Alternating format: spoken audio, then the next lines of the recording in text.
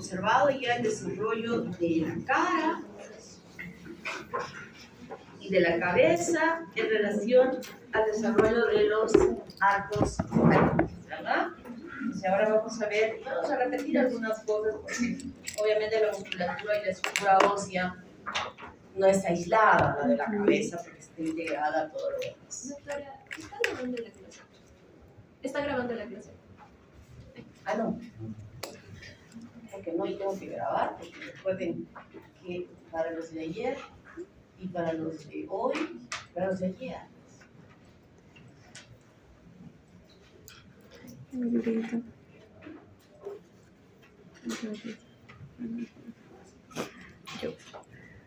Entonces vamos a ver el desarrollo osteomuscular,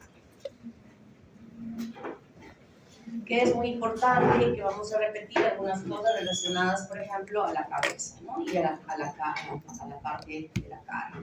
El origen fundamentalmente está relacionado al mesodermo paraxial o somítico cuando nos referimos al desarrollo de toda la musculatura esquelética que cubre nuestro cuerpo.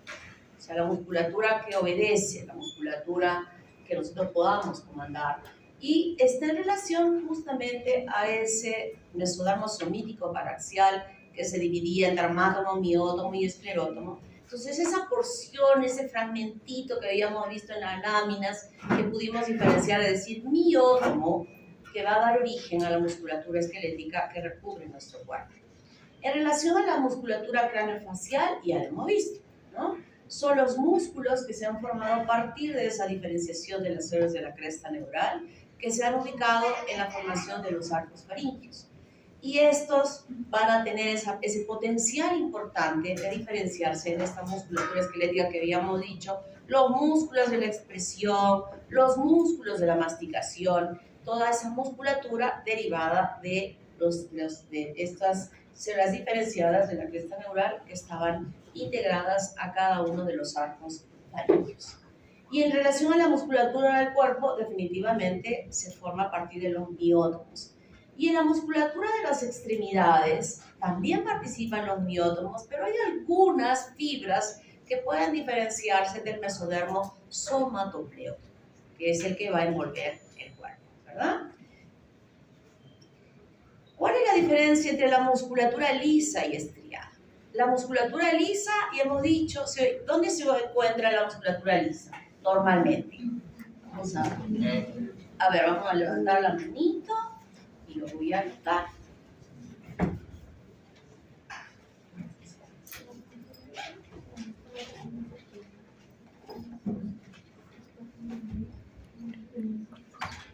A ver, musculatura lisa. A ver, ¿quién? Baje la mano. Levante la mano primero. Allá les ganó, la niña de allá atrás. ¿Dónde encontramos musculatura lisa? En los vasos sanguíneos, luego en el sistema digestivo, en el sistema urinario. ¿Cómo te llamas? ¿Y qué estás haciendo aquí? Porque no has tenido clases. O sea, tenemos visitas de la A y de la C. Tenemos visitas de la A y de la C. Levante la mano de la A y de la C. No los voy a votar, por si acaso. Voy a levantar su mano. Solo hay dos.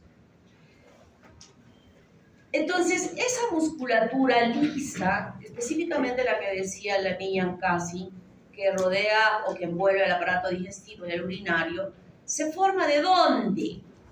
Del mesodermo lateral esplenopleurótico. Muy bien, del mesodermo esplagnopleurótico. ¿Cómo te llamas? Moreno Patiño. Moreno Patiño.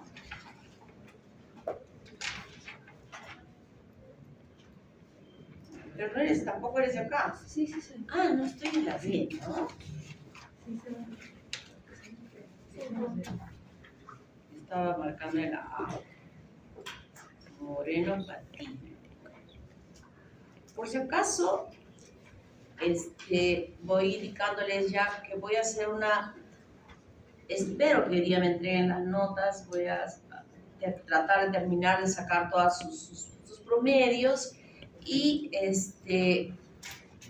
mañana, jueves a más tardar, o el viernes a más tardar, voy a dar una hora determinada para que revise quien tenga. Yo voy a colgar en el aula virtual, en cada sección, sus calificaciones, con sus participaciones, sus evaluaciones continuas, su nota del examen, etcétera, etcétera, etcétera. Quien tenga alguna duda respecto a su calificación, yo voy a dar una hora determinada para que me busquen en un ambiente que ya a través de delegado les voy a hacer llegar.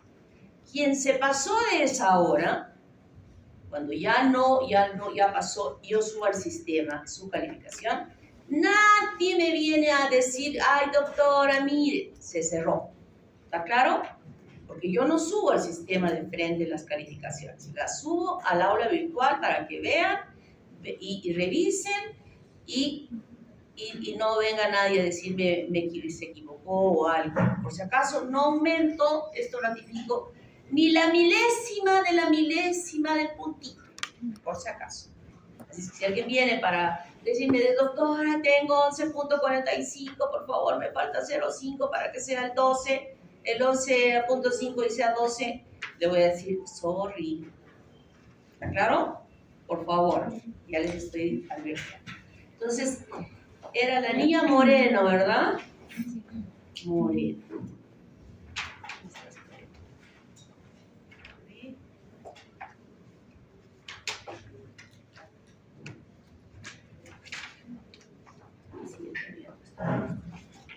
Muy bien, pero la niña casi nos dijo que también los vasos sanguíneos tenían fibra muscular lisa. Y la arteria cerebral media, que se encuentra acá llegará el mesodermo esplanopleórico. No, ¿verdad? Aquí a mi arteria humeral llegará el mesodermo esplanopleórico. No. Entonces, la musculatura lisa que forma parte de los vasos sanguíneos que estén circulando en todo nuestro cuerpo, se forman del mesodermo in situ, que tiene ese potencial de diferenciación para diferenciarse en estas fibras musculares lisas para hacer la envoltura de los vasos sanguíneos. Obviamente, los vasos que irrigan el tubo digestivo, toda esa red de vasos, definitivamente se van a formar del mesodermo esplanopleórico.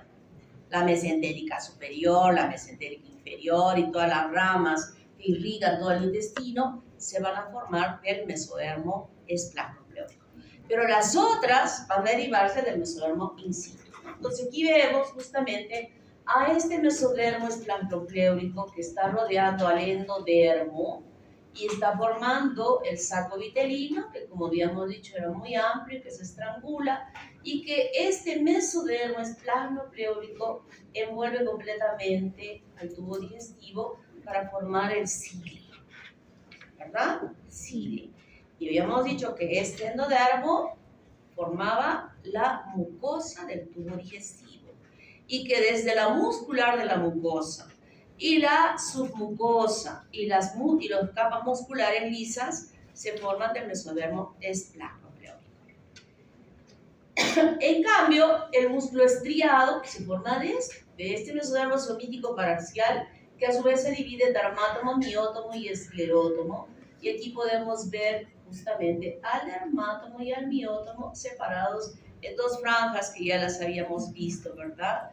Y justamente es el miótomo el que se va a diferenciar en la musculatura esquelética, que va a diferenciarse en los diversos músculos que van a formar. El miótomo, a su vez, se divide en dos fragmentos, que los hemos visto ya en la práctica para el primer examen práctico, un fragmento que se va hacia atrás, que va a ser la musculatura epimérica, y abajo el hipómero. ¿verdad? Lo hemos visto así como dos fragmentitos porque el embrión en ese estadio era súper pequeñito, pero acá ya lo estamos viendo, que este hipómero se está extendiendo en el espesor del mesodermo, levanta la mano, ¿No? Mesodermo. ¿Ah? Mesodermo. Somatopléurico. Mesodermo somatopléurico. Este es el más somatopléurico. ¿Cómo te llamas, niña? Bernedo Segarra. Bernedo Segarra. Mesodermo somatopléurico. Estoy diciendo que el hipómero se va extendiendo dentro del espesor del mesodermo somatopléurico. Y en la evolución de este mesodermo, de este miótomo, perdón, se van a formar 3 hojas. Una muscular externa, intermedia y la transversal que queda más profunda, extendiéndose. Ya recuerden que aquí el mesodermo somatopléurico se había juntado adelante, ¿verdad? En la línea alba. Y en ese espesor de este mesodermo es que se va extendiendo el hipómero para formar esos 3 fragmentos y va a separarse adelante antes de que se junte supuestamente la línea alba, este fragmento que es la columna del recto. Y de esa manera se va formando en toda su extensión. Y a nivel del cuello, igualmente, se van a formar los músculos del cuello que van avanzando desde los miótomos cervicales, que van formándose en los músculos que van a formar esta parte del cuello, y atrás los músculos extensores provenientes de los epímeros y aquí de los hipómeros. Entonces, ¿qué vamos a encontrar acá?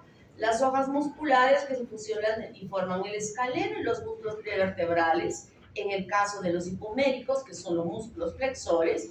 Y a nivel del tórax van a formar justamente lo que habíamos dicho, estos músculos intercostales externos, internos, los transversos, los infraioideos y los esternales.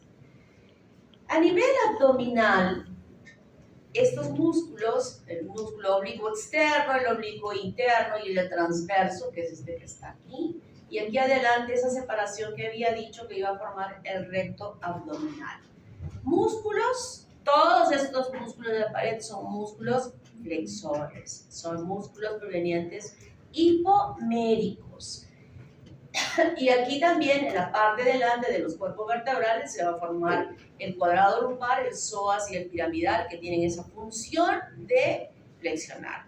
En la parte baja a nivel pélvico, los epiméricos forman esos ligamentos que ustedes han visto a nivel del sacro, de la pelvis, en la parte que son los ligamentos muy tensos, fuertes, grandes, son ellos que se forman o van a diferenciarse de estos músculos, de los miótomos epiméricos en la parte dorsal. Pero adelante forman los músculos del diafragma pélvico. Todos estos músculos que cierran esta corona, que es la pelvis, y que en la parte baja se cierra completamente por estos músculos que habíamos conversado sobre ellos cuando hablábamos del parto, ¿se acuerdan? Y que seguramente sus profesores de anatomía se los han dicho. Y aquí está el elevador del ano y el coccigio, el esfínter anal externo y el esfínter de la uretra.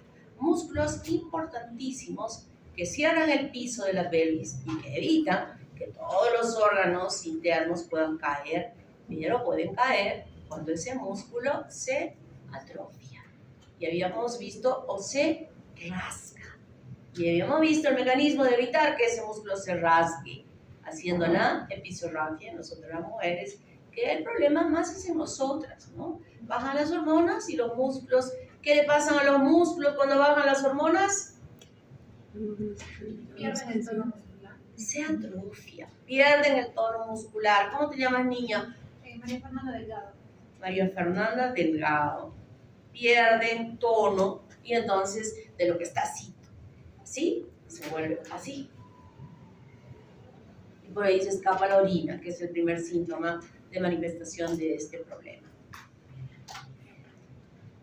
¿Cómo se inervan estos músculos?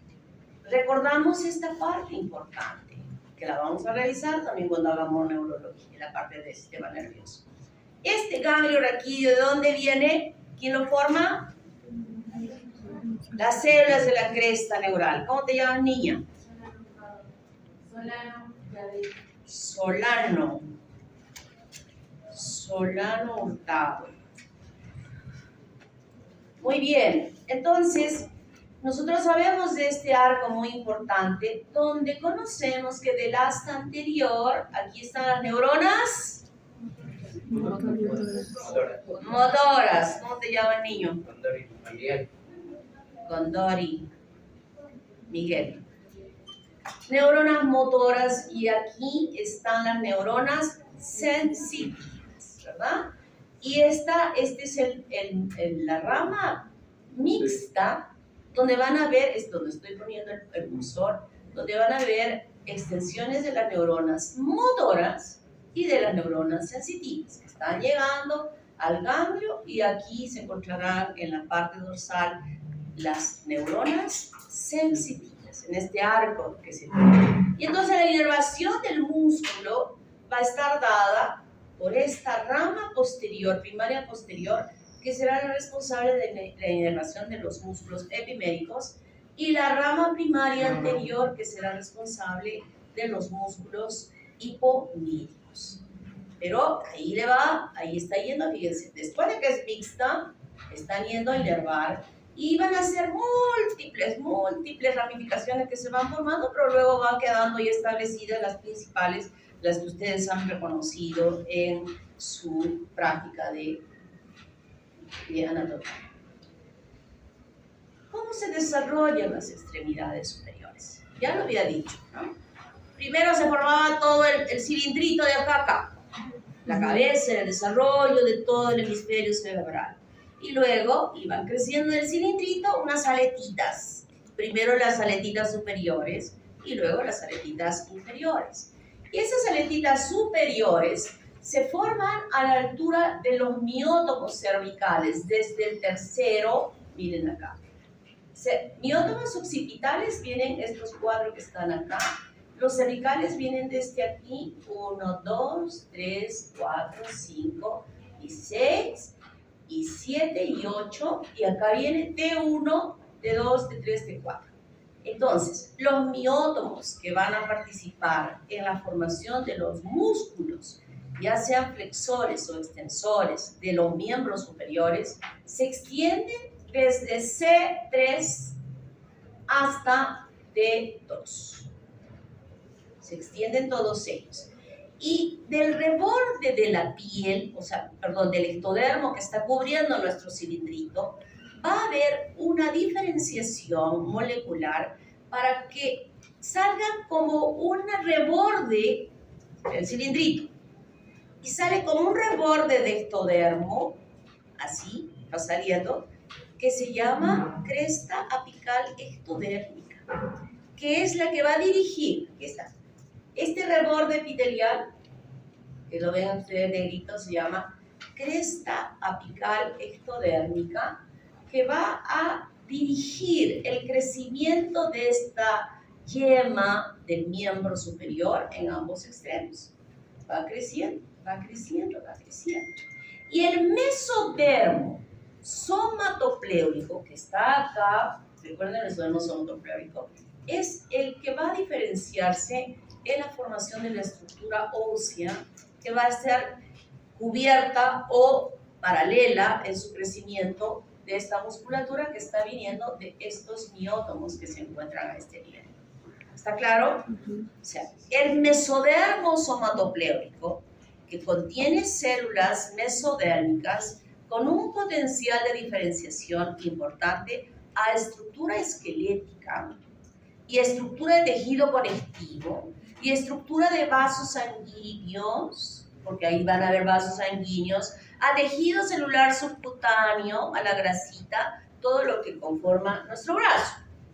¿No?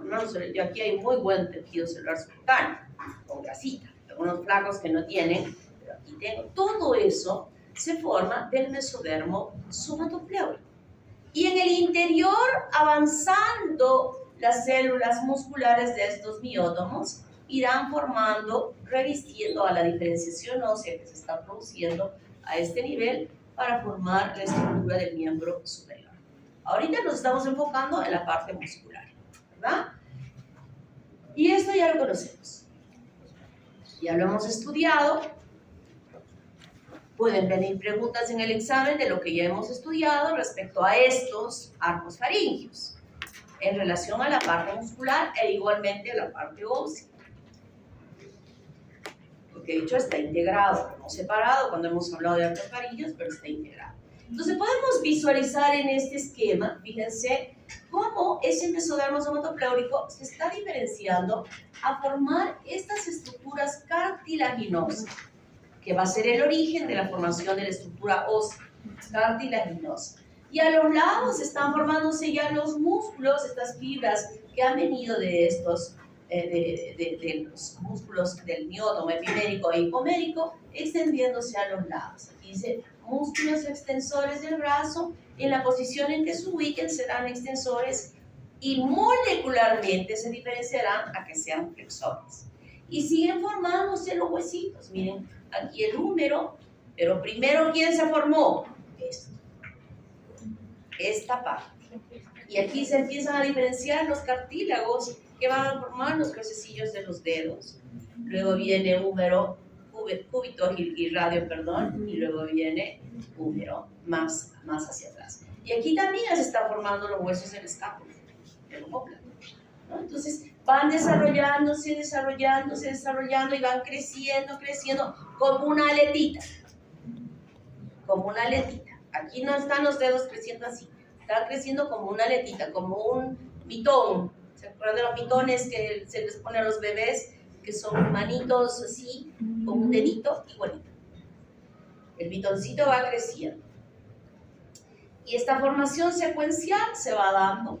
Fíjense, yo había dicho ya que los músculos extrínsecos del ojo se dan de los somitómeros, así se llaman, a unas fibras musculares que se encuentran en la parte más cefálica, por encima de los miótomos, del primer miótomo cervical. Por encima, a los lados de la placa paracordal, hay musculatura que se forma, que son células mesodérmicas diferenciadas y que van a dar lugar a la formación de estos músculos extrínsecos del ojo. Había dicho también que los músculos de la lengua, ¿de dónde venían? ¿De dónde venían los músculos de la lengua? Miótomos cervicales, de los miótomos cervicales. ¿Cómo te llamas, niña? Pérez.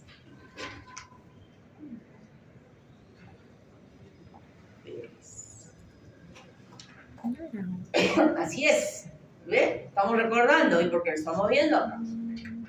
Y luego todos estos miótomos, como ya hemos visto, empiezan a desplazarse para diferenciarse en todos los músculos que van extendiéndose tanto en los miembros superiores e inferiores como también en todos los músculos que recubren el cuerpo, ya sea a nivel de la parte abdominal como torácica. Y aquí están estos musculitos que estamos viendo. Y van formándose. Miren cómo se van formando los músculos. Primero, obviamente, cuando ustedes han visto al microscopio, ese masito de unas células un poco claras, ¿verdad? El dermátomo se le veía más oscuro.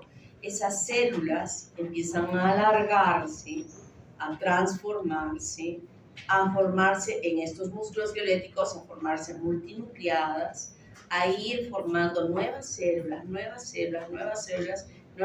con una característica importante, que sean músculos esqueléticos. Diferente a la musculatura lisa, donde ahí no se va a radiar, sino van a ser fibras que se van alargando. Y la musculatura cardíaca, que es diferente, es lógicamente diferente, que ustedes no lo han visto, se va a formar en el mesodermo cardiogénico, que es en la parte más cefálica.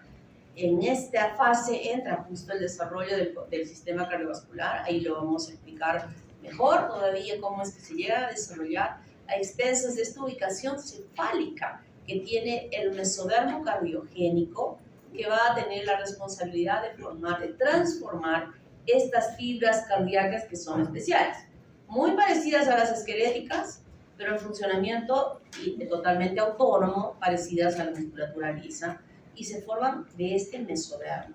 Cuando yo estoy hablando mesodermo, se están dando cuenta que la mayor parte de las estructuras de nuestro cuerpo se forman del mesodermo, ¿verdad? casi, diría yo, el 90%. Del endodermo un 5% y el ectodermo otro 5%. O sea, el mesodermo en la ubicación molecularmente inducida para que se transforme en una gran gama de tejidos, de células que forman los tejidos y con funciones absolutamente diferentes. ¿Hasta acá estamos entendiendo bien? Claro que yo en el examen voy a preguntar los músculos relacionados a la anatomía, ¿no? A ver, este músculo, ¿de dónde se ha formado? ¿O qué músculo forma esta parte? Esas preguntitas me gusta hacer en el examen práctico, por ejemplo. Voy a señalar ahí en el examen práctico un músculo y voy a decir, ¿en qué músculo se va a transformar este haz muscular que señala? No voy a decir qué hace, porque seguro que simplemente lo que señala el puntero. Si ya le estoy diciendo que estoy señalando un músculo, ya se van a dar cuenta que es un músculo. Y ustedes tienen que aprender a reconocer a los músculos en ese microscopio.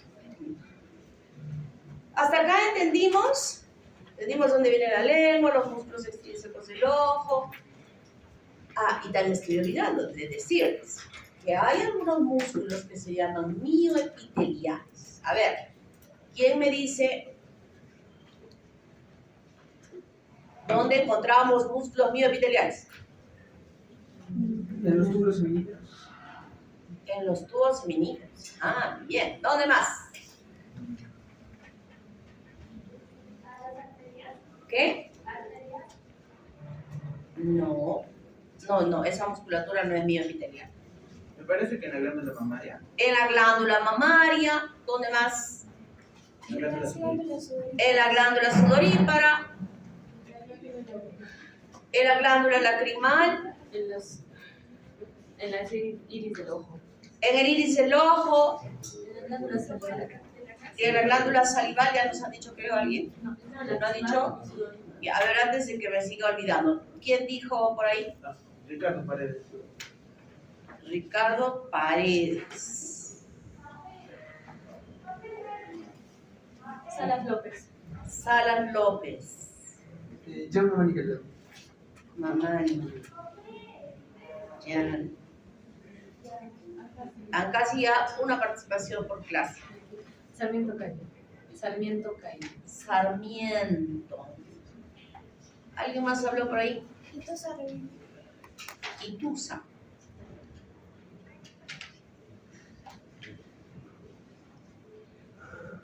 Él es especialista. Ituza, así. Esos músculos mioepiteliales que han nombrado, excepto, alguien dijo, ¿qué fue lo primero que alguien dijo? Túbulos seminíferos. Túbulos seminíferos. No, esa no. Excepto esa, se derivan de células ectodérmicas. Ectodérmicas, que van a formar justamente este tipo de musculatura. O sea, hay algunas que se diferencian. Fíjense, el ectodermo diferenciándose en musculatura, en tejido muscular, por la función importante que puedan contraerse para exprimir el contenido.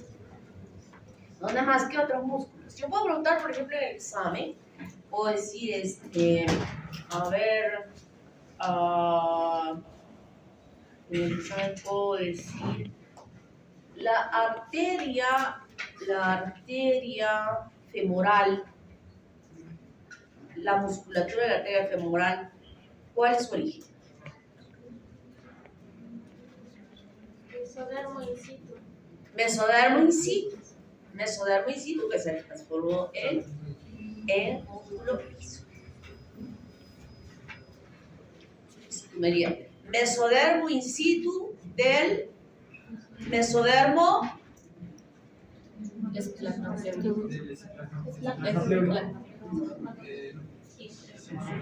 del somatopleónico. ¿Qué tiene que ver el esplanopleónico con la pierna? Nada, ¿verdad? ¿Cómo te llamas, niña? Medina Febres. Medina Febres. Muy bien. ¿Alguna pregunta? ¿Hay alguna preguntita por ahí? Doctora, respecto al mesodermo in situ, no me queda muy claro. Bien. ¿Qué significa mesodermo in situ? cuando he dicho hace un momento que el mesodermo, estoy hablando de mesodermo de todo lugar. El mesodermo es una de las células que tienen un gran potencial de diferenciación, ¿no? Entonces, cuando digo mesodermo in situ, significa que ese mesodermo, que es mesodermo somatopleurico, estamos hablando de arteria femoral, o sea, toda esta extensión, cuando dije que las yemas, la cresta apical va a crecer y va a desarrollarse, la cresta apical ectodérmica va a crecer, está arrastrando con él a ¿qué parte? Mesodermo somatopleurico, ¿verdad? Mesodermo somatopleurico, está jalando, está arrastrando. Entonces ese mesodermo somatopleurico, que no supuestamente cuando hemos hablado de musculatura lisa, como alguien contestó, envolvía al tubo digestivo, o sea, derivada del mesodermo, es plasmopleurico, que es el que va a formar la mayor parte de musculatura lisa. Pero sabemos que la musculatura lisa no solamente está recubriendo a tubo digestivo y también urinario, sino también a vasos sanguíneos, ¿verdad? Entonces, cuando digo in situ, significa que ese mesodermo tiene el potencial molecular de diferenciarse en musculatura lisa, ¿no? Porque es musculatura lisa la que envuelve los vasos, ¿verdad? Entonces se forma, por eso digo in situ. Cuando digo, por ejemplo, cerebral basilar, in situ, bien. Y miren, y no solamente la basilar supuestamente está fuera de la masa de cerebro, ¿verdad? Y cuando ustedes han visto en histología y han visto cerebro, dentro del tejido cerebral, ¿habían vasos sanguíneos? Dentro del tejido cerebral, ¿habían vasos sanguíneos?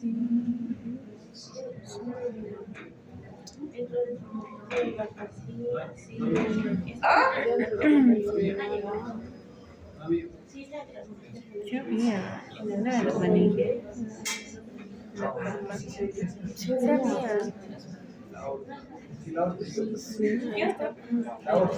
No estoy hablando de anatomía, estoy hablando de histología. No había. Cuando ustedes han visto la lámina, los cortes de cerebro, ¿han visto vasos sanguíneos? La aorta ya se estaba yendo. La aorta. Estoy hablando de histología. ¿Han visto un pedazo de cerebro ahí en la lámina? ¿Han visto vasos sanguíneos? No. Este está medio lleno, ¿ah? Puedo bañarlos a todos. Entonces, ¿Cómo? O sea, cuando digo vasos sanguíneos, ustedes no tienen que pensar en arteria, en vena. Cuando digo vasos sanguíneos, también llegamos a las redes capilares. ¿Habían capilares o no habían capilares? Obviamente que habían capilares. A ver, ¿cómo es la irrigación del cerebro? Bueno, externamente la cerebral media, la cerebral anterior, la posterior, etc., como arterias, que se meten dentro del tejido nervioso y se ramifican. Las neuronas necesitan de oxígeno. ¿Cómo no va a haber? Necesitan de oxígeno. Que no le llegue directamente a la neurona el oxígeno es otra cosa. ¿Cómo le llega el oxígeno a la neurona? ¿Cómo le llega el oxígeno a la neurona? A través de la barrera hematoencefálica. ¿Cuál es esa barrera hematoencefálica? Las que producen las microglías. ¿La microglía? Allá. Por los astrocitos. La neuroglía. La microglía es defensa. Los astrocitos. ¿Cómo te llamas, niña? Flores.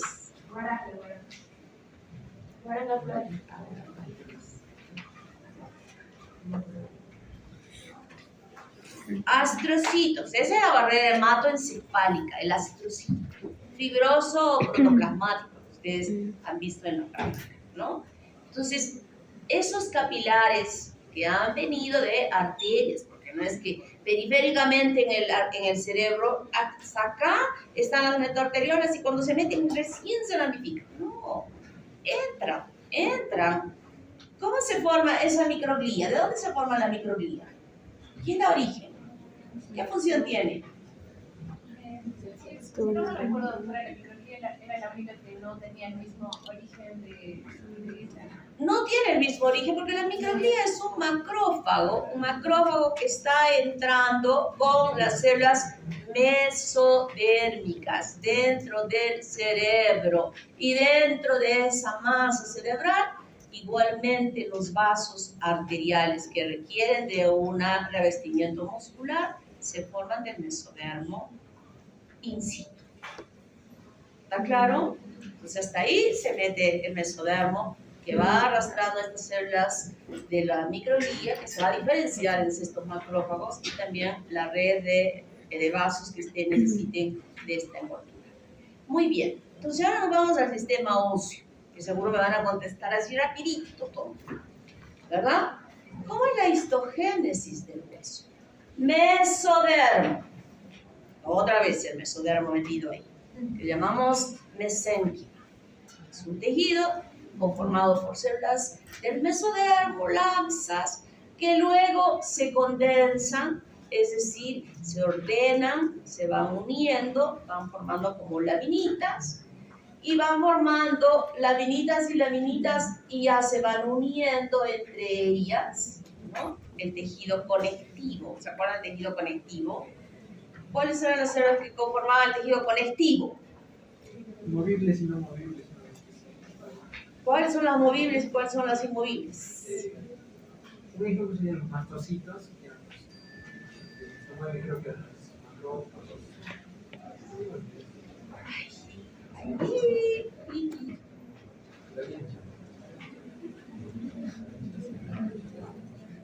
Ya la voy a traer a la doctora Anita, la voy a sentar acá. Voy a empezar a preguntar. Va a fusilar con la mirada la doctora Anita. ¿No? O sea, las células del tejido conectivo, bueno, hay varias, como dice su compañero, móviles, no móviles, pero hay una que a mí me interesa mucho, que es el tejido conectivo laxo, que es el de relleno, el que rellena los espacios, ¿no? Y en ese relleno están los fibroblastos, que van a dar origen a los fibrocitos, y esa es la fuente original para que se organice justamente este tejido que por orientación molecular se va a transformar inicialmente en uno de los tipos de osificación, que es la directa o intramembranosa, donde se acumula, se van a juntar estas células diferenciándose bien para ya no ser fibroblastos, sino osteoblastos. Y estos osteoblastos son los responsables de formar a los osteocitos. Primero como sustancia osteoide, que es la que va produciendo externamente, y estos osteoblastos al formar los osteocitos van quedando atrapados dentro de la sustancia osteoide que luego se va a ir calcificando. Nosotros tenemos aquí a estos osteocitos que están dentro de los Osteoclasto.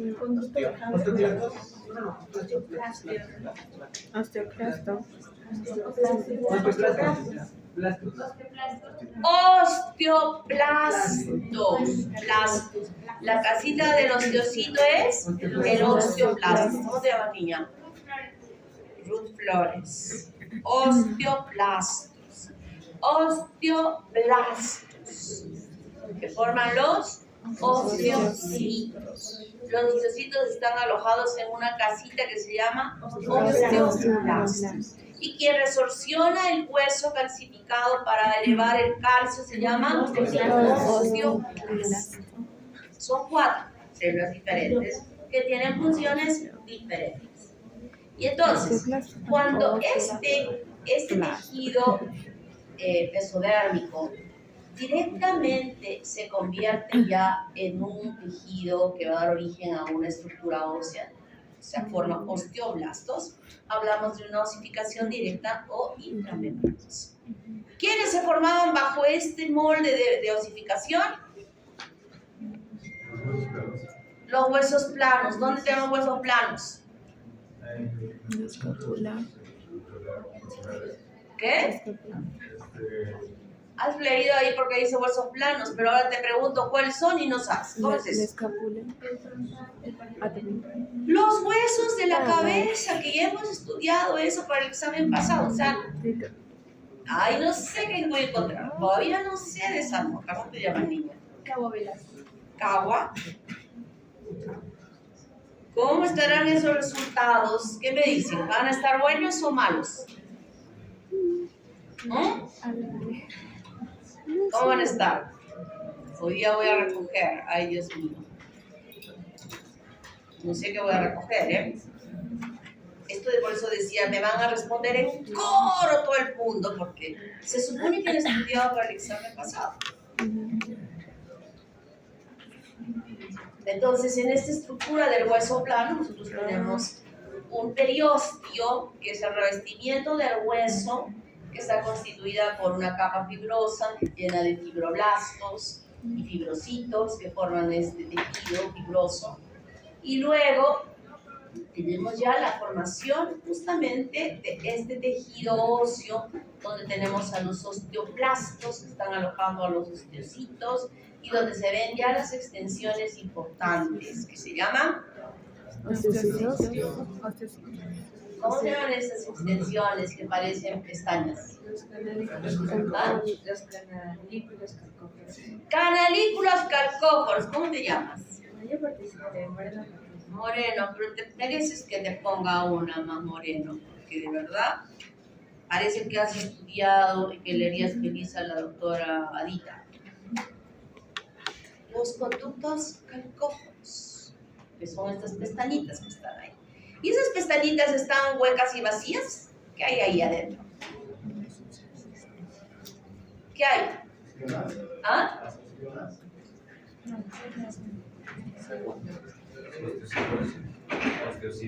Las extensiones de los osteocitos. O sea, los osteocitos no es una célula así redondita. Los osteocitos es una arañita, cuyas extensiones están metidas dentro de los conductos calcóferos. ¿Cómo te llama, niño? Reategui se llama. Reategui. Reategui. Muy bien. Y aquí nosotros tenemos a los osteoblastos que estaban produciendo, o sea, que van a dar origen a los osteocitos, ensanchando esta parte donde se encuentra la sustancia osteoide, que es la que va a tener la posibilidad de calcificarse. Y aquí afuera una célula gigante y grande que se llama Osteoclasto. osteoclasto. Estas grandotas que están acá, que seguramente las han reconocido en la práctica, están ahí. Y estos huesos planos son muy importantes, no tanto los de la calota, sino, por ejemplo, a nivel de la pelvis, porque es un hueso que produce gran cantidad de células de la serie roja y blanca, ¿no? Aquí es donde se produce más que en los huesos largos, es en los huesos planos donde se produce más la serie roja. El otro tipo de osificación se llama endocondral o indirecta, donde se forma estas mismas células mesenquimatosas, las mismas, pero por una orientación molecular diferente, por otras proteínas moleculares diferentes. Dicen, no quiero que te conviertas en hueso, quiero que te conviertas en cartílago. Y se forman los cartílagos. A partir de estas mismas células empiezan a formarse los cartílagos, y cuando formamos los cartílagos tenemos a los condrocitos, que están alojados ¿dónde? En los condroblastos. ¿Y quién va a dar origen a los condrocitos? Los condroblastos. Aquí sí no hay condroclastos, no existe. En el examen voy a poner como alternativa condroclasto. ¿Cómo? Sí. Y van a caer, seguro que van a caer. Si pongo condroplasto.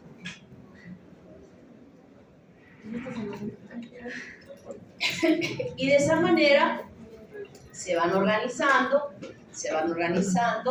y van a hacer ahora el molde para que en ese cartílago que está haciéndose o formándose como un molde se llegue a calcificar, ¿no? Se llegue a calcificar, y para ello generalmente en esto tenemos ya un molde ya especial, que es la osificación, donde los moldes ya tienen esta forma de hueso, ¿no? La forma de hueso que se va organizando desde una capa, se hipertrofian las células cartilaginosas, se organizan en la capa seriada, ¿se acuerdan?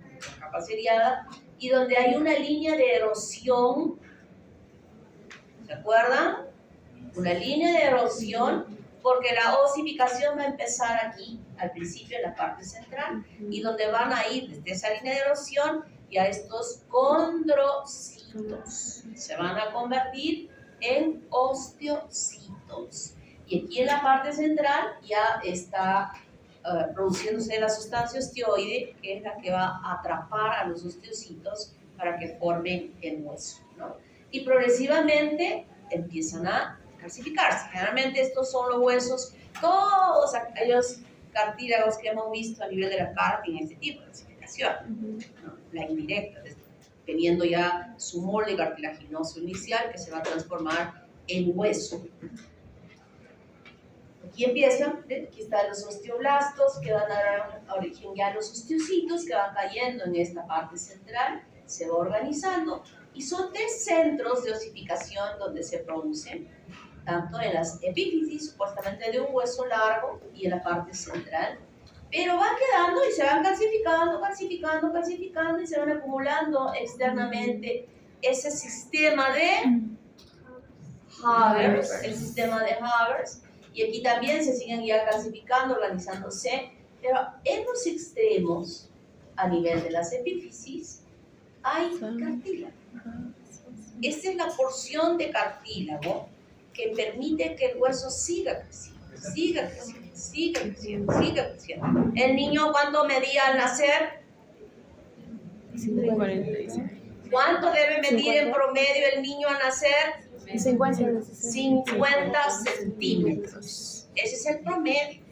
Algunos pueden nacer con 52, 53, otros pueden nacer con 49, 48, 47, pero el promedio es 50 centímetros. Y de allí empieza a crecer. ¿Hasta qué edad está presente este cartílago en la mujer? Una mujer, En las mujeres. 21 años. Le No. tengo 20. 18. 18. Suele ser 18, 20. 16, 17. He dicho en la mujer, no he dicho en el varón. Es antes, primero es en la mujer, después en el varón. ¿A qué edad dejas crecer? 16, 17. Antes de 18. Hasta los 15. ¿Tú creciste hasta los 15? Yo sí. ¿Hasta qué edad creciste? 17, más o menos. ¿Hasta los 16? Todavía tenías un poquito de cartílago que te permitía crecer. 17. La mujer crece en su rango de crecimiento hasta que empieza a menstruar. No, o sea, sí, ¿no? Cuando ya le vino la menstruación, puede crecer 1 centímetro más o nada. No puede ser. Genéticamente podría haber que haya quedado algo de cartílago que le permita crecer un par de centímetros más. Pero ese es el, digamos que ese es el tope de crecimiento para nosotros las mujeres. Menstruación. Entonces, 2 años antes de que una mujer menstrue, 2 años antes que una mujer menstrue, aparecen los botoncitos mamarios en esa niña, que son como unos botoncitos debajo del pezón, que son duritos, que duelen, que la mamá se preocupa porque la niña se rozó y le dolió y lloró, entonces la mamá le toca y va espantada al médico, se olvidó lo que le pasó a ella años antes, porque eso le pasa a todas las mujeres. Lo que pasa es que algunas veces no se percatan de esto, no se tocaron, no se percatan ni la mamá ni nadie, y esos botoncitos cuando el médico evalúa dice, acá están los botones. Es como que debajo de la piel hubiéramos puesto un botoncito y sintiéramos el círculo debajo de esa piel. Exactamente a los 2 años de la aparición de ese botoncito mamario, a la mujer le viene la menstruación. Entonces es un lapso de tiempo de 2 años para que esa niña que la vemos pequeña hagamos que crezca más. Claro, tenemos que ver al papá y a la mamá, ¿no?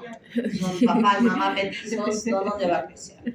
Pero podría ser, este es el momento en que se puede manejar el uso de la hormona del crecimiento, que hasta hace algunos años estaba vetado en nuestro medio, pero hoy en día ya se maneja, el endocrinólogo maneja perfectamente bien esto, el uso de esta hormona, que en el seguro ya lo aplican, y si pensaban en aplicar, claro que sí, con muchos controles sostenidos, permanentes, exámenes de laboratorio para ver cómo está su glucosa, porque puede inducir a hacer una diabetes, o sea, un control, pero así como se aplica la hormona, igual tiene que estar controlándose para que en qué momento se suspende. Y teniendo cartílago, se puede permitir el crecimiento de esa niña. Estoy hablando de la niña. El niño tiene pues un cartílago ¿hasta qué edad? 20. Puede tener 20, 21, 22 años, pero a veces vemos a los niños que son pequeños. Vamos a las fiestas en el colegio, vemos que los niñitos de la misma clase hay unos que están enormes y mi hijito chiquito, pequeñito, ¿no? Es tu compañero, pero sí se parece de quinto de media y mi hijo está en primero de media, ¿no? Entonces aquí ya es una preocupación de los padres que ahí se dan cuenta. En la casa lo ven como que ha crecido mi hijo, pero cuando se compara con el resto se ve que está pequeño, entonces se le pide un examen. Generalmente se pide este cartílago de crecimiento que estamos viendo ahí, se evalúa acá en este hueso, en el radio, y se mide. Ya está, el radiólogo tiene sus tablas y dice, tiene tanto, va a crecer tanto más, o ya no va a crecer, tiene muy poquito. Pues igual el mismo tratamiento que hemos dicho para, bueno, en el varón y también en la niña, es que no se quiere usar hay otras cosas que se pueden usar. Se puede usar zinc, se puede usar, una de las cosas importantísimas para el crecimiento es el sueño. Ese niño tiene que dormir a las 8 de la noche. ¿Por qué? ¿Quién me responde? 8, ¿no? Sí.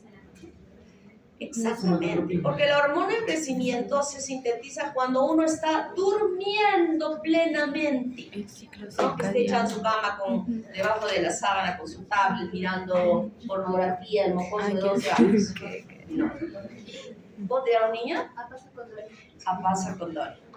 Entonces los niños tienen que dormir. Lo primero que hay que decir a los papás es que ese niño debe dormir de las 8, porque ya a las 10, si duerme a las 8, va a agarrar un sueño profundo, más o menos esa hora, que es el momento donde ese sueño estimula la liberación de la hormona del crecimiento.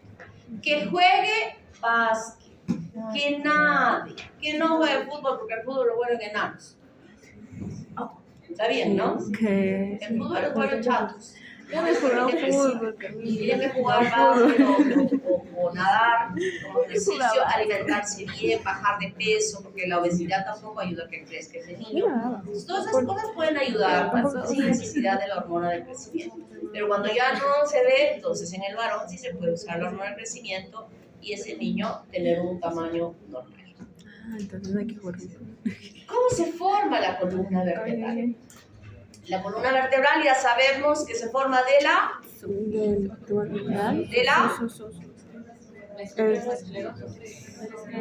del esclerótomo. ¿Qué les pasa?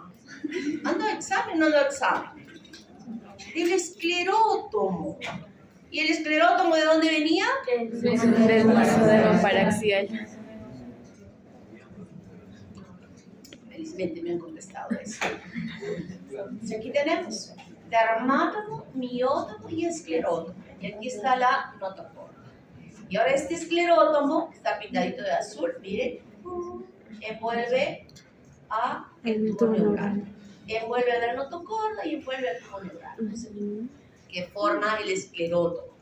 El cuerpo de la vertebra. Los arcos neurales. Las apófisis espinosas. ¿Y esto cómo se llama? Apófisis transversa. Apófisis transversa. ¿Ok? Apófisis transversa. Todo esto forma el esclerótomo. Lo demás creo que ya están ubicados, ¿no? Ahí en ese. Entonces, ¿cómo se forma esta cosa? Si hemos dicho que el esclerótomo es la parte más interna del mesodermo somítico, del somita. Y el somita era como un dadito, ¿se acuerdan que era como un dadito? Que veíamos cuántos somitas había para terminar el tiempo de desarrollo de ese feto, de ese embrión, perdón. ¿Se acuerdan? Eran unos daditos. Estos daditos tenían dermátomo, miótomo y esclerótomo. Y tenemos ese dadito. Un dadito que no nos está mostrando el dermátomo, pero sí nos está mostrando el miótomo. Y profundamente el esclerótomo, de un lado. Y están separados por la notocorda. Miótomo, esclerótomo. Miótomo, esclerótomo, miótomo. Separados. Este esclerótomo era el inicio de su formación para que formen las vértebras, específicamente los cuerpos vertebrales en este momento. Lo que va a hacer es que se divida por la mitad en una parte laxa superior, aquí está al revés, es la laxa superior y la de abajo densa, y a ambos lados. Al frente está el miótomo y aquí una arteria intersegmentaria. Luego, ¿qué va a pasar? Que se separan. Se va una para arriba de la mitad, para arriba y la mitad para abajo. Y entonces el cuerpo de la vértebra va a tener un componente del esclerótomo superior y un componente del esclerótomo inferior. Y se unen.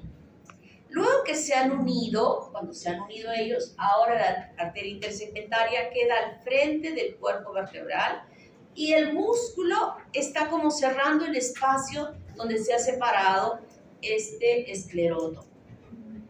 Ustedes han visto los musculitos que cierran la columna, están así, ¿no? Han visto en los huesos de su parada. Y luego que ha sucedido esto, esta porción de esclerótomo, que ya está formado por uno superior y otro inferior, se van a aproximar a la línea media y van a partir a la notocorda. La parte y se junta aquí en la mitad. Se juntan y lo que no ha sido partido, lo que no ha sido incluido, va a quedar atrapado aquí en este espacio. Y el mesodermo circundante, porque el mesodermo hay por todo lado, va a formar aquí un anillo fibroso atrapando al medio a esta notocorda, formando el núcleo pulposo del disco intervertebral. Entonces podríamos decir que la vértebra está formada por 4 componentes, ¿verdad? 1, 2, 3 y 4. 4 componentes. Y está formada por el esclerótomo superior y por el esclerótomo inferior en su formación. Mira lo que yo voy diciendo, puedo preguntar en el examen. Ya se dan cuenta cómo pregunto, ¿verdad? Sí. Si voy a preguntar y no van a decir, ay, de memoria. Tienen que pensar. Tienen que pensar. Yo puedo decir, L5, ¿cómo se formó L5? Por la unión del esclerótomo superior e inferior por dentro de ella queda la notocorda con un pulposo. Tienen que pensar. Están pensando para dar una respuesta correcta y no me van a decir de memoria ya. ¿Verdad? Y yo puedo preguntar en el examen, a veces cuando lo voy explicando se me van ocurriendo preguntas. Y entonces nosotros tenemos justamente esto que ya se ha separado, sale, ustedes saben que a través de los discos intervertebrales en ese espacio salen los nervios de la médula espinal y inervan esta musculatura. Y de esa manera se forman las vértebras. Entonces, ¿esto de dónde se forma?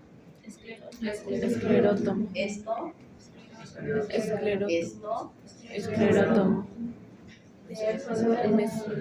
y esto, Esclerótomo. esclerótomo, ¿no? Y estas costillas que se van a ir formando, y el mesodermo, son los nucleólicos que se suman y se fusionan a las apófisis transversas para formar y extendiéndose las. Entonces, en la formación definitiva, miren, aquí está el esclerótomo O4, occipital 4, y C1, que van a formar la base del occipital. La vértebra C1 tiene de C1 y de C2. La vértebra C2 tiene de C2 y de C3. Y así sucesivamente hasta abajo, porque la parte superior de C1 está formando la base del occipital en la formación. Y así progresivamente nosotros vamos a tener cómo es que estos esclerótomos han tenido o han participado en la formación de estas vértebras que nosotros ya las conocemos. Los miembros superiores creo que ya lo hemos entendido bien, ¿verdad? Cómo se formaron, primero como unas apéndices, luego van creciendo por esta cresta apical ectodérmica que molecularmente induce el crecimiento, sea, así se llama, y aquí lo tenemos. Esta es la que va a inducir. Y internamente este mesodermo será que se transforme, algunas células molecularmente inducidas, a transformarse en tejido que se forme cartílago. Y los musculitos que van a llegar, esos sí van a llegar desde los miótomos que van extendiéndose desde la parte más interna. Y algo que antes de que me olvide, también quiero recordarles en la parte de músculo que ahorita se me ha venido a la cabeza, a veces no me acuerdo, ¿de dónde se forma la musculatura esquelética del diafragma? ¿Quién inerva el diafragma? El nervio frénico. ¿Cuáles son los componentes del frénico? Levanta la mano. C3, C4, C5. C3, C4, C5. ¿Qué significa esta inervación del frénico al diafragma? Que los miótomos C3, C4 y C5 son arrastrados de su posición cervical para ser parte del diafragma. Miren qué ayudadita, ¿no? C frénico, C3, C4, C5. ¿Cómo inerva el frénico C3, C4, C5 ahí abajo? ¿Por qué? Porque han sido arrastrados los miótomos de C3, componente de C3, C4, C5, para formar parte del diafragma. No me estoy refiriendo al diafragma pélvico, estoy refiriendo al diafragma que nosotros conocemos, que divide la cavidad torácica de la cavidad abdominal. ¿Está claro? Muy bien. Entonces estos huesecitos se van formando a partir de este mesodermo, se van transformando y como hemos dicho, esta es una aletita como la pata de la pata, ¿no? Que tiene la membranita que une los dedos de las gallinas de los patos, no están separados, están unidos por una membrana. Exactamente igual sucede en nuestras manos y en nuestros pies, donde en su interior se van transformando estos huesecitos que van a ser parte de las falanges de nuestras manos y progresivamente van creciendo hasta que luego que se ha producido esta forma de una plaquita y ya en el interior de él hemos visto los huesitos, empieza a haber apoptosis que va a permitir la separación de los deditos hasta que los dedos queden totalmente individualizados. Pero puede suceder que no, que algunos deditos nazcan así o algunos nacen así. Esto se llama sindactilia. Es una malformación que puede presentarse. Lo mismo pasa en las manos miren, aquí están justamente esta apoptosis que produce aquí, en estas estrías, y son las proteínas moleculares morfogenética ósea 2, 4 y 7 las que van a participar. Y esta es la cresta apical ectodérmica, la que induce el crecimiento progresivo de los miembros superiores y los miembros inferiores. ¿Cómo se desarrolla el esternón? Por 4 segmentos cartilaginosos, 2 bandas y 2 superiores aquí, que luego se juntan y van cerrándose como un cierre en dirección caudal, hasta que finalmente se cierra formando el manubrio y el resto del cuerpo, y en la parte más baja la apófisis tifoides de este tórax, y a donde se van a insertar todas las costillas que se han desarrollado por osificación intramedular. Entonces, cuando el niño nace, muchos de sus huesitos todavía están en situación cartilaginosa, pero hay otros que ya justamente cuando nacen los sentimos duritos porque hay huesos que ya se han osificado. En su misma cabecita ya hay osificación, en sus brazos, en sus piernas igualmente, pero en la etapa dentro del útero de la mamá, esta es la secuencia de cómo se va osificando.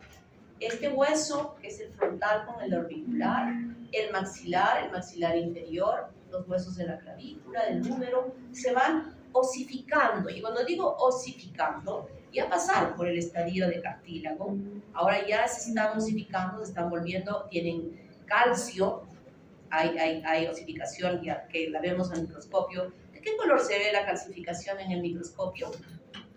Amarillo. Amarillo. Rosado. Morado. Calcificación. Cuando han visto hueso que hicimos aquí, ya vamos a ver morado. Era amarillo.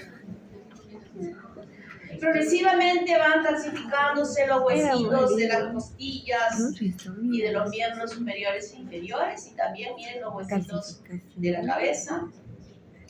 Y toda esta formación normal puede inducir malformaciones. En esta fase, ustedes no van a presentar ningún seminario, y el seminario lo presentaron en la primera fase y tienen la calificación sobre ese seminario que lo han hecho sobre su investigación formativa. En esta fase lo que vamos a hacer son la discusión de casos clínicos. Ya les vamos a alcanzar, sus profesores de práctica les van a alcanzar los casos clínicos correspondientes a esta fase, donde vamos a hacer esta semana prácticas, y creo que la próxima más, y luego viene casos clínicos, láminas y casos clínicos. Y en esos casos clínicos ustedes van a leer. No simplemente preguntamos el diagnóstico que podrían tener. Decimos por qué, a qué se debe, cuál es la causa y cómo solucionaríamos el problema de esa situación que se vaya presentando. Entonces eso lo vamos a discutir. Sale uno por uno, sin papel, sin tablet, sin nada, a responder. Son muchos casos clínicos que en cada grupo nosotros nos organizamos y decimos, a ver, tú haces 3 casos, tú haces otros 3, los investigas y luego hacen unen su información entre todos tienen que saber, todos tienen que saber. Nosotros no llamamos y decir, a ver, ¿tú qué has preparado? Sal. No, yo llamo indistintamente de acuerdo a lo que se me ocurra. A ver, siguiente caso, léelo y responde. Entonces, todos tienen que estar bien preparados para responder. Y como han visto casos clínicos en el examen, ahora van a ver más casos clínicos en el examen de la segunda fase. Y donde no solamente preguntamos diagnóstico, han visto cómo preguntamos. ¿Qué es lo que ha pasado? Alguien estaba reclamando y me decía, doctora, ¿por qué es esa pregunta de las infecciones que tenían los niños? ¿Se acuerdan? Hay una pregunta que repetidas veces, ¿qué bolsas faringeas estaban involucradas? Me decía, ¿por qué no es la segunda bolsa? La segunda bolsa solo produce una infección acá en la garganta. Pero es el tipo, el comprometido, que está teniendo una deficiencia en su inmunología que propicia que no tenga una buena inmunidad y por eso ese niño tiene múltiples infecciones. ¿No? Bueno, ¿qué malformaciones congénitas se pueden presentar? Amelia. Amelia es cuando no hay nada de bracito ahí, sin brazo. Meromelia es cuando tiene un muñón de bracito. Meromelia. Y focomelia es cuando en la parte distal de ese muñón hay deditos, como este. No tengo una imagen de meromelia, lo estoy diciendo bien claro. Focomelia, A sin nada, y mero es cuando hay muñón. O sea, termina como que le hubieran amputado el brazo a una persona igual, un muñoncito. Eso se llama meromelia. O puede ser incluso más larguito, puede ser brazo entre brazo y no tiene mano. Meromelia. Este tienen en el laboratorio, ¿lo han visto? Porque no, ahí les he puesto para que vean. Están los frascos en el H404. Si hacen prácticas en otro lado, vayan al laboratorio H404 para ver justamente les he puesto este niño que tiene, que es sirinoide, donde sus dos piernitas están juntas, también tiene, es cíclope, también era cíclope, o sea, tenía estas malformaciones. Yo no entiendo. Una vez hicieron una operación de una niña que tenía este problema, le separaron, ya se pueden imaginar ustedes que esta parte, tanto de la parte digestiva como urinaria, estaba comprometida, ¿no? La operaron, hicieron full procedimientos, una de las situaciones más riesgosas de ello es que, como resultado de esta cirugía, la niña empezó a tener infecciones urinarias continuas. Finalmente hizo una insuficiencia renal crónica y la niña murió. Vivió creo que hasta 7 años, más o menos, después de que le separaron. Pie sambo. Carito el pie. Ya me van a decir ustedes por qué causas es el pie. Si se puede corregir, no se puede corregir, en la discusión de sus casos. Esa es sirenoide, porque o sea, se supone que Sí, sale no sé qué vale. Claro, se juntaron, No, o sea, al nacer se fusionaron y siguieron creciendo. Siguieron creciendo. Sindactilia. Pero en el momento del desarrollo, el bebé no va a digerir el agua y va. Están cerquitos sus dos deditos, ¿no? Escoliosis. Mala formación de los Psicosis, vértebras. lordosis. Mala formación de los Todos vértebras. esos casos que tienen ustedes, nos van a decir por qué. ¿Cuál es la causa de esto? ¿Por qué? La escoliosis también puede ser adquirida, como Puede ser, claro, puede ser adquirida, pero también en los niños más. Claro. Sindactilia, pero aquí ya le operaron. Miren, parecían unos mitoncitos, ¿verdad? Parecían unos mitoncitos. Polidactilia. Muchas de problemas en la Sindactilia, conversación. braquidactilia, dedos chicos. Cortos, chiquitos. Acráneo anencéfalo. Esto está Ausencia de- asociado a de problemas de desarrollo del sistema nervioso central, que lo vamos a ver también ahí. Espina bífida, cuando no se ha cerrado los arcos neurales y se expone el tubo neural hacia el exterior, que puede ser solamente la bolsita o puede ser con la masa del tejido nervioso de la médula. Eso lo vamos a ver cuando hagamos el sistema nervioso. Tortícolis congénita. Generalmente es de un trauma que se produce en el momento del parto. Yo había dicho que al momento de que le cortamos, le hacemos la episorrafia, el niño ya facilito sale, ¿verdad? Que lo único que tenemos que es sujetar para que no se nos vaya a caer al balde que está ahí, porque está todo el hielo pintado de grasa y nuestros guantes resbaladizos, hay que estar aguantando. Pero algunas veces no sale. Entonces el obstetra o la obstetriz pueden tirar de su cabecita y al tirar la cabecita desgarra el músculo esternocleidomastoideo. También decía Bueno, más cuando hablamos de tortícolis congénita nos referimos a eso, al músculo esternocleidomastoideo, ¿no? Entonces el niño llora y llora y llora. Imagínense cuando jugando fútbol se lastima un músculo, ¿cómo duele?